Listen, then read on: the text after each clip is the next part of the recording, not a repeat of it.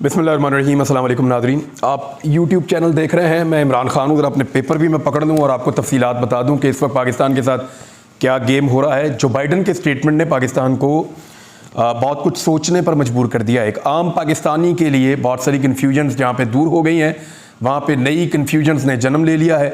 बहुत सारी ऐसी चीज़ें लोगों के दिमाग में घूम रही हैं जिन खदशात से वो अपने आप को दूर रखना चाहते थे। पाकिस्तानियों को पिछली कई दहाइयों से इस खदशे के अंदर रखा गया है, बल्कि 2 दहाइयों से, कि पाकिस्तान के एटमी असासों के ख़िलाफ़ दुनिया की तवज्जो है और दुनिया जो है वो पाकिस्तान के एटमी असासों को बर्दाश्त नहीं कर सकती।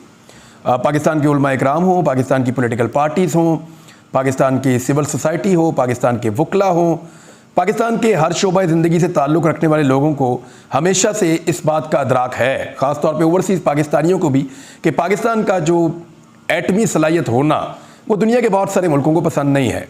अब ये मामला दोबारा आकर फिर से मैदान में खड़ा हो गया। जो बाइडन ने कहा क्या, देखिए, जो बाइडन का जो स्टेटमेंट आया वो बड़े अजीब तरीके से आया और पाकिस्तान के बारे में बात करने की कोई वजह नहीं है। इस वक्त अमेरिका का अफ़गानिस्तान से इनखला हो चुका है, पाकिस्तान के अंदर रजीम चेंज हो चुका है, पाकिस्तान में जो मौजूदा वज़ीर आज़म है उसको मिलने में अमरीकी सदर को किसी किस्म का कोई एतराज़ नहीं है। पाकिस्तान के आर्मी चीफ हाल ही में अमेरिका से होकर आए हैं। पाकिस्तान के वज़ीर ख़ारजा बार बार अमेरिका जाते हैं, अमेरिका को मिलते भी हैं। पाकिस्तान में अमेरिका के ख़िलाफ़ मौजूदा हुकूमत में किसी किस्म के जज्बात मौजूद नहीं हैं। लिहाजा पाकिस्तान को इस वक्त अमेरिका इस तरह से डिस्कस करे, ये बात समझ आने वाली नहीं है। जो बाइडन अगर ये बात उस वक्त करते जब वज़ीर आज़म इमरान खान साहब थे तो बात समझ आती थी, लेकिन आप देखिए कि पाकिस्तान इस वक्त किन हालात से गुजर रहा है और उन हालात के तनाजुर में स्टेटमेंट को जब आप जोड़ेंगे तो आपको समझ आएगी कि जो बड़ा गेम हो रहा है वो क्या हो रहा है। जो बाइडन ने कहा कि दुनिया के खतरनाक तरीन ममालिक में एक पाकिस्तान है, उन्होंने पाकिस्तान को दुनिया का खतरनाक तरीन मुल्क करार दिया। इस बात को आप जहन में रख लें। दूसरी बात उन्होंने की कि पाकिस्तान एक ऐसा मुल्क है जिसमें अदम इस्तेहकाम है और उसके पास एटम बम भी है। एक ऐसा एटमी मुल्क है जो अदम इस्तेहकाम का शिकार है या जिसमें इस्तेहकाम नहीं है। ये 2 चीज़ों को अगर आप गौर से देखें तो वो ये क्यों कह रहा है और वो बताना क्या चाह रहा है। वो जो बताना चाह रहा है उसके साथ सिर्फ 2-3 चीज़ों को जोड़ लें आप। 3 चीज़ें मैं आपको बताऊंगा, फिर आपको बाइडन के स्टेटमेंट पे वापस लाऊंगा, आपको सारी गेम समझ आ जाएगी। पहली चीज़, IMF ने इसहाक डार को ठेंगा दिखा दिया। इसहाक डार ने अपना स्टेटमेंट भी जारी कर दिया और उन्होंने कहा कि जो मुल्कों के साथ उनके कर्ज़ों के मामला चल रहे हैं उनको रीशेड्यूल करने की कोशिश करेंगे और यही अब पाकिस्तान की एक लाइफलाइन हो सकती है। सऊदी अरब की मिन्नतें, UAE की मिन्नतें, चाइना की मिन्नतें, बाकी मुल्कों की, जो भी पाकिस्तान को कुछ दे पाए, उन तमाम मुल्कों का दरवाज़ा पाकिस्तान दोबारा से खटखटाएगा। मुल्कों की तरफ जाना पड़ेगा। IMF ने ठेंगा दिखाया, मना कर दिया।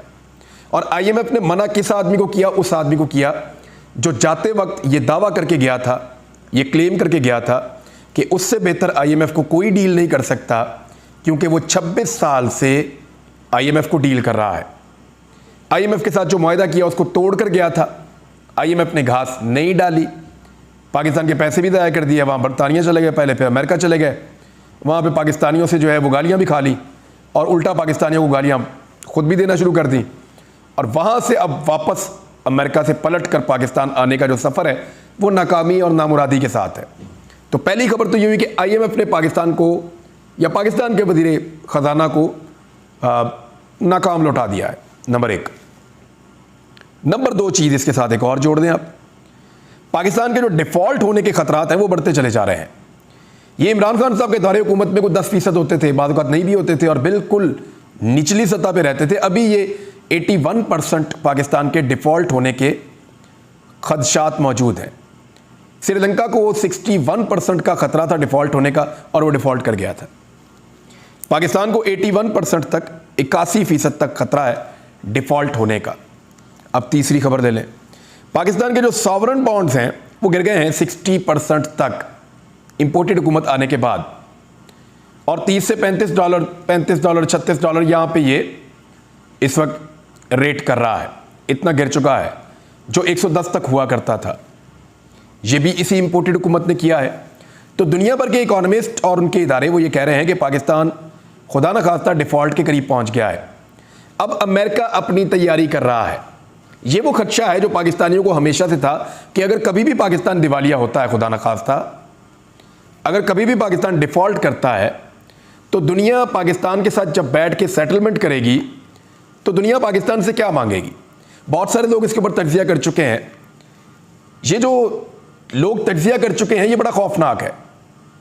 मैं इसके हक में कभी नहीं हूं और अल्लाह ना करे कि कभी ऐसा कुछ हो, लेकिन जो पॉसिबिलिटीज़ हैं जो डिस्कस होती रहती हैं वो मैं आपके सामने रख देता हूं। चंद चीज़ें हैं जो दुनिया पाकिस्तान से चाहती है। नंबर एक, दुनिया चाहती है कि पाकिस्तान इंडिया के साथ जो कश्मीर के मामलात हैं उनको फिक्स कर ले और कश्मीर के ऊपर या कश्मीरियों के राइट्स के लिए पाकिस्तान जो आवाज़ उठाता है उसको हमेशा के लिए खामोश करके इस मामले को फिक्स कर ले। फिर कुछ दीगर मामलात हैं, सरहदी तनाज़ात हैं भारत के साथ, उन सबको पाकिस्तान भारत की मंशा के मुताबिक फिक्स कर ले, क्योंकि अमेरिका का जो स्ट्रेटेजिक पार्टनर है इस रीजन के अंदर वो इंडिया है।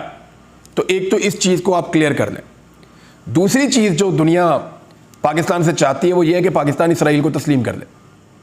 इसमें पाकिस्तान को जो है वो, अगर पाकिस्तान खुदा न खास्ता डिफ़ॉल्ट करता है तो निकालने के लिए जो मदद दी जाती है उसके बदले में एक चीज़ ये भी मांगी जा सकती है।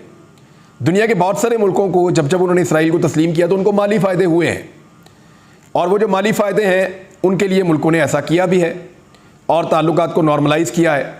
तो पाकिस्तान के ऊपर दूसरा दबाव ये आ सकता है। तीसरा और सबसे जो शिद्दत वाली चीज़ है वो ये है कि पाकिस्तान अपने एटॉमिक एसेट्स जो हैं उनको सरेंडर करे, खुदा न खास्ता। यानी पाकिस्तान के जो एटमी असासे हैं वो नहीं होने चाहिए पाकिस्तान के पास। जब पाकिस्तान ने एटम बम बनाया तब भी कहा गया था कि ये पाकिस्तान एक ऐसा मुल्क है जिसके पास इस्लामी बम है, बदनाम करने के लिए ना। इंडिया का बम तो कभी भी हिंदू बम नहीं हुआ और बाकी मुल्कों का बम भी उनके मज़हब के साथ कभी नहीं जोड़ा गया। तो ये इस्लामिक बम का इसको नाम दिया गया और ये एक ऐसी चीज़ थी जिसकी वजह से इस एटम बम को दुनिया में शक की नज़र से दिखाने की एक कोशिश की गई। बहरहाल ये स्टेटमेंट्स आते रहे हैं, लेकिन अभी का स्टेटमेंट बहुत इंपॉर्टेंट है क्योंकि रजीम चेंज ऑपरेशन के बाद पाकिस्तान बहुत तेज़ी से डिफ़ॉल्ट की तरफ बढ़ा है। अल्लाह करे पाकिस्तान डिफ़ॉल्ट ना करे, लेकिन अदाद-ओ-शुमार ये बताते हैं कि हम वहाँ बहुत करीब पहुँच चुके हैं। ऐसे में अमेरिकन ने अपनी तैयारी क्या शुरू कर दी है? क्या उन्होंने जो आपसे मुतालबात करने हैं उसकी फहरिस्त बनाना शुरू कर दी है? क्या जो बाइडन का ये स्टेटमेंट पाकिस्तान पे दबाव डालने की पॉलिसी का हिस्सा है? क्या इसहाक डार का दौरा नाकाम हो जाना इसी पॉलिसी का हिस्सा है? ये वो बड़े सवालात हैं जो हमारे सामने आकर खड़े होते चले जा रहे हैं। तो अब आ जाओ उस बात पे जो इमरान खान साहब कह रहे थे। जब इमरान खान साहब की हुकूमत गिराई गई, रजीम चेंज ऑपरेशन मुकम्मल हुआ, तो उस वक्त और उससे पहले और उसके बाद इमरान खान साहब ये कह रहे थे कि ये एक बड़ी गेम का हिस्सा है, और वो ये कह रहे थे कि बैरूनी साजिश के तहत मेरी हुकूमत को गिराया गया है। बैरूनी साजिश पाकिस्तान के खिलाफ करने की ज़रूरत क्या है? दुनिया में बेशुमार मुल्क हैं, उनके खिलाफ क्यों नहीं होती? क्योंकि पाकिस्तान दुनिया की 7वीं एटमी कुव्वत है। पाकिस्तान के पास जब तक एटमी सलाहियत मौजूद है तब तक पाकिस्तान दुनिया के बहुत सारे मुल्कों की आंखों में खुटकता रहेगा, जैसा कि भारत है, जैसा कि इसराइल है, जैसा कि अमेरिका है, जैसे और बहुत सारे मुल्क हैं। उनको कभी अच्छा नहीं लगेगा कि यहाँ पे एक ऐसा मुल्क मौजूद है जिसके पास एटॉमिक पावर है, और वो नहीं चाहेंगे कि एटॉमिक पावर के साथ पाकिस्तान सस्टेन करे इस दुनिया में। पाकिस्तान की इकॉनमी भी ठीक चल रही थी, चीज़ें ठीक जा रही थी, और अमेरिकन बारहा ये कह चुके हैं कि उन्होंने पाकिस्तान का जो निज़ाम स्टडी किया है एटमी असासों के हवाले से, वो दुनिया का महफूज तरीन निज़ाम है, और पाकिस्तान ने बेहतरीन अंदाज में इन चीज़ों को टैकल किया है और हैंडल किया है।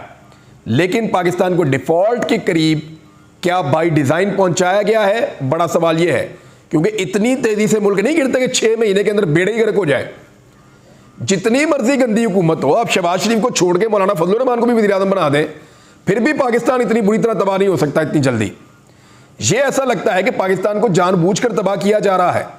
ऐसा लगता है कि हमारी इकॉनमी को जानबूझकर डबोया जा रहा है, और उसको डबोने के बाद अब उन मुतालबात की तरफ पाकिस्तान को बढ़ाया जा रहा है जो मुतालबात बड़े लंबे अरसे से दुनिया की ख्वाहिशात के अंदर जो है वो पनप रहे थे, और उनको लगता था कि पाकिस्तान को पाकिस्तान की एटमी सलाहियत से महरूम करना, भारत के साथ पाकिस्तान के मामलात को भारत की मर्ज़ी के मुताबिक तश्कील देना, और फिर इसराइल को तस्लीम करवाना फ़लस्तीन के मसले के हल के बगैर। देखिए, पाकिस्तान को प्रॉब्लम तो कोई नहीं होगी, दुनिया के बहुत सारे मुसलमान मुल्क हैं वो इसराइल को तस्लीम करते हैं, लेकिन पाकिस्तान का मसला ये है, और पाकिस्तान बात ठीक करता है, और ये कायद-ए-आज़म मोहम्मद अली जिन्ना का एक मौक़िफ़ था कि कुछ भी हो फ़लस्तीनियों को उनका पहले हक़ मिलना चाहिए।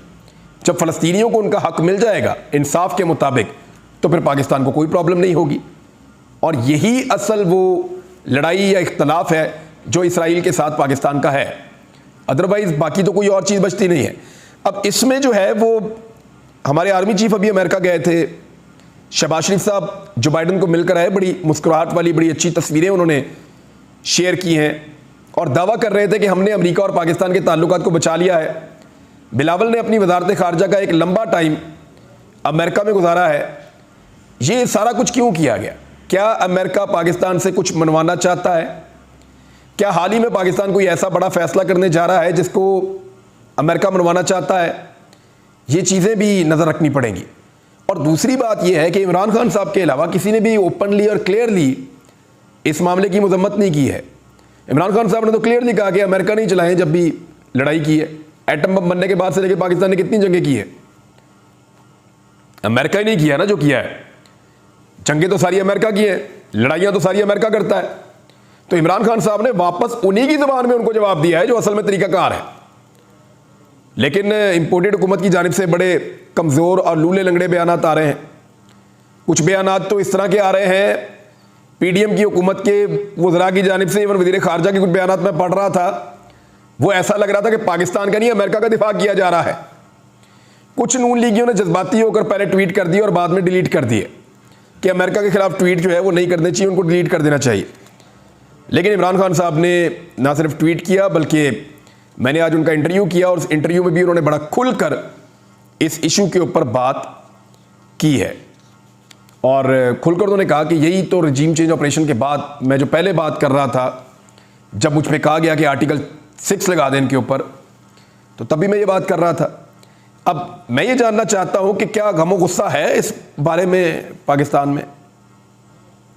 यानी कोई बंदा कोई स्टेटमेंट दे दो तो बहुत गमो गुस्सा आ जाता है पाकिस्तान में, लोगों को, अवाम को, इदारों को। क्या इस बारे में भी कहीं पे कोई गमो गुस्सा पाया जाता है जो बाइडन ने जो कहा है? और इसका जवाब कौन देगा जो बाइडन ने कहा है? या इसका गमो गुस्सा सिर्फ इमरान खान ने करना है और जवाब उसने देना है जो साबिक वज़ीर आज़म है? पीडीएम क्या मुंह तोड़ जवाब देगी?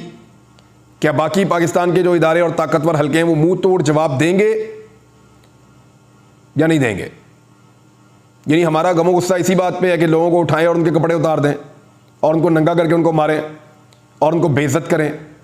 ये बहुत शर्मिंदगी वाली बात है। अब जो बाइडन के ऊपर गमो गुस्सा कौन करेगा? और जो बाइडन के तो कपड़े भी नहीं उतार सकते। यहां पाकिस्तान में ऐसा चल रहा है, ऐसी जमहूरियत की हवा चली है कि जो परवेज़ मुशर्रफ के दौर में भी नहीं थी। यानी इतनी शिद्दत के साथ तो गुस्सा परवेज़ मुशर्रफ को भी नहीं आता था। बहरहाल अब तक के लिए इतने, अपना ख्याल रखिएगा। सिचुएशन जो है वो मैंने आपके सामने रख दी है, इसका बेहतर एनालिसिस आप खुद भी कर सकते हैं। अब तक के लिए इतने, अपना ख्याल रखिएगा। अपने इस चैनल का भी अल्लाह हाफ़िज़।